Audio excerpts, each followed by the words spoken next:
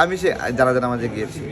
একবারে যখন আপনার হলো সংসদ ভবনের যে গেটটা, ওখানে জামাতের কয়েকজন আমাকে হাত দিয়ে টানে ধরছে যে যে মানে হাদি ভাই বিষয়ে অনেক বলছে। তারপরে আমি বললাম যে ঠিক আছে, আমি তো এই বিষয়ে সরি বলছি। তারপরে ওরা শেষ পর্যন্ত গেল ওই যে মুক্তিযুদ্ধের বিষয় নিয়ে, এগুলো নিয়ে বাড়াবাড়ি করতেছি কিসের জন্য এগুলা, ঠিক আছে।